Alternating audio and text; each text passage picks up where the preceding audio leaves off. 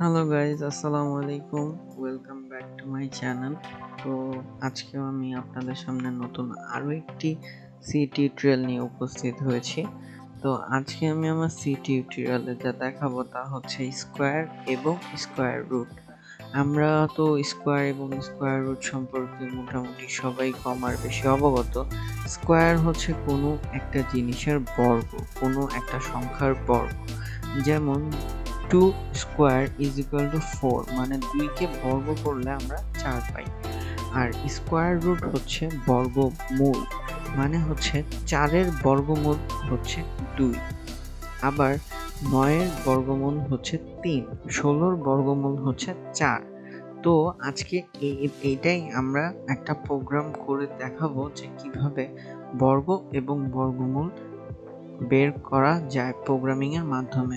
তো আশা করি ভিডিওটি শেষ পর্যন্ত দেখবেন, এবং যারা যারা আমার চ্যানেলে এখনো সাবস্ক্রাইব করেননি অবশ্যই এখনই সাবস্ক্রাইব করে ফেলুন। তো চলুন দেরি না করে শুরু করা যাক। শুরুতেই হচ্ছে কোড বক্সটি ওপেন করে নিলাম।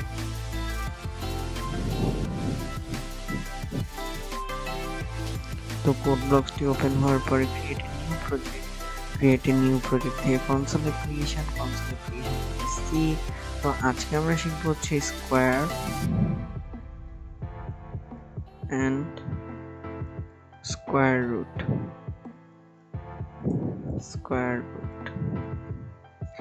তো সোর্সেসের থেকে গিয়ে হচ্ছে আমি মেইন সি ফাইলটি ওপেন করলাম। তো এখন পুরোটুকু সিলেক্ট করে দিয়ে ডিলিট করে দিলাম।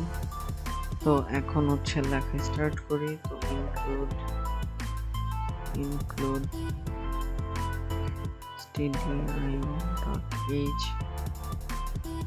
তারপর ইনক্লুড যে আজকে এখানে হচ্ছে একটা নতুন সিনট্যাক্স আমরা ইউজ করব, সেটা হচ্ছে ইনক্লুড math.h। যেহেতু আমরা স্কোয়ার রুট ইউজ করব, স্কোয়ার রুট ইউজ করব, এগুলো তো ম্যাথের ফাংশন, রাইট? তো ম্যাথের ফাংশনের জন্য আমাদের ম্যাথের যেই ফাংশনটি সেটি ইউজ করতে হবে, তা না হলে হচ্ছে প্রোগ্রামে ইরর দেখাবে বা ল্যাগ দেখাবে বা প্রোগ্রামটি অনেক সময় ক্র্যাশও করতে পারে। তো যাই হোক, তারপরে আমরা লেখাটা কন্টিনিউ করি। ইন্ট মেইন, ওকে। তো এখন আমাদের হচ্ছে সবগুলো ফ্লোটে নিতে হবে। তো আমি কিওয়ার্ড ফ্লোট, তারপর এখন হচ্ছে আমি এখানে নিলাম হচ্ছে এস এ ভেরিয়েবলগুলা, S A P P Z H X Y X X. Okay, so এখন আমি এগুলোর মানগুলোকে হচ্ছে ডিক্লেয়ার অ্যাসাইন করে দিব। তো S A is equal two আমি দিলাম হচ্ছে 2, ওকে, 2। এক্স ওয়াই এর মান দিলাম হচ্ছে আমি 34, না, এক্স ওয়াই এর মান দিলাম আমরা হচ্ছে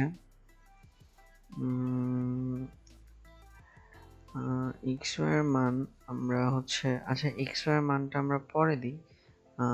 তার আগে হচ্ছে আমরা পিপির মানটা দিই। পিপির মানটা হচ্ছে আমরা দিব হচ্ছে 2, পিপি হচ্ছে 2।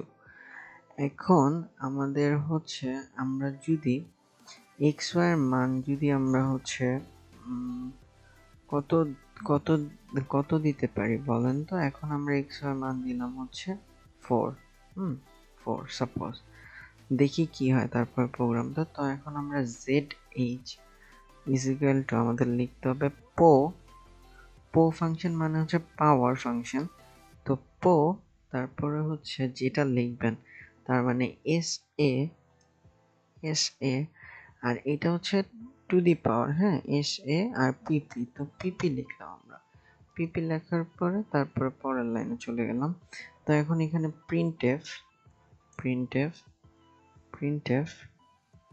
তো এখান থেকে হচ্ছে double inverted comma double quotation, তারপর লাইনটা পরের লাইনে চলে গেলাম। তো যেহেতু ফ্লোটিং, তো percentage float two the power two the power two the power percentage f is equal to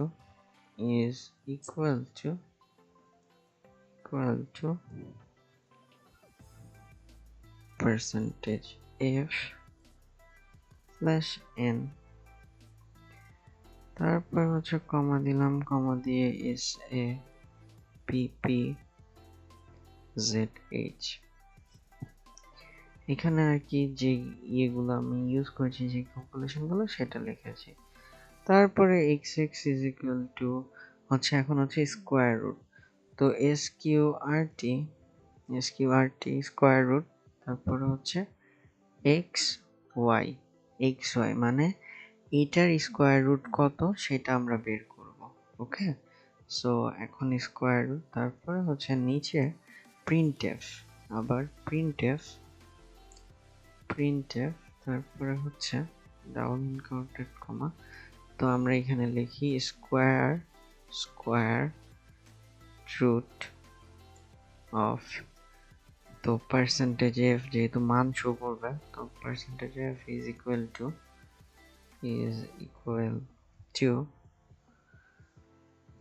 percentage F, আবার যেহেতু মান শো করবে, তারপর পরের লাইন। তো এখানে আমরা কোন কোন ভেরিয়েবল ইউজ করেছি বলেন? এখানে হচ্ছে এক্স ওয়াই এবং এক্স এক্স। তো মোটামুটি আমার প্রোগ্রাম লেখা শেষ, তো রিটার্ন 0। তো এখন এটা শো করলে কি হবে আমি বলি। এই যে এখানে আমরা যে লিখেছি printf এ যে percentage F two the power percentage F is equal to 2 percentage F, এর মানে হচ্ছে 2 to the power 2 is equal two আপনাকে দেখাবে 4। 2 কে স্কোয়ার করলে কত আসে? 4 আসে, তো আপনাকে এটাই দেখাবে। আবার আপনি যখন 4 কে স্কোয়ার রুট করবেন তখন কি 2 শো করবে, তাই না? তো এখানে হচ্ছে তখন এই যে নিচেরটা স্কোয়ার রুট অফ 4 ইজ 2 এটাই শো করবে। আচ্ছা, তো আমরা কম্পাইল করি, নো প্রবলেম, তো রান করি। এই যে দেখুন, এখানে দেখুন, এই যে 2 to the power 2 is equal to 4, square root of 4 is equal to 2। তো আশা করি বুঝতে পেরেছেন আপনারা প্রোগ্রামটা, যে এখানে আমরা পো এবং স্কোয়ার রুট এই দুটি ফাংশন, ম্যাথের ফাংশন ইউজ করে আমরা হচ্ছে স্কোয়ার এবং স্কোয়ার রুট এর যে প্রবলেমগুলো থাকে সেগুলো খুব সহজেই প্রোগ্রামিং এর মাধ্যমে সলভ করেছি। তো আশা করি প্রোগ্রামটি আপনারা বুঝতে পেরেছেন। প্রোগ্রামটি ভালো লেগে থাকলে অবশ্যই লাইক এবং শেয়ার করবেন, আর যদি আপনাদের কোনো মতামত থাকে তাহলে অবশ্যই কমেন্ট করতে ভুলবেন না। তো আজ এই পর্যন্তই, পরবর্তী নতুন আরো একটি টিউটোরিয়াল নিয়ে আপনাদের সামনে হাজির হব। সেই পর্যন্ত ভালো থাকবেন, সুস্থ থাকবেন। আসসালামু আলাইকুম ওয়া রাহমাতুল্লাহ।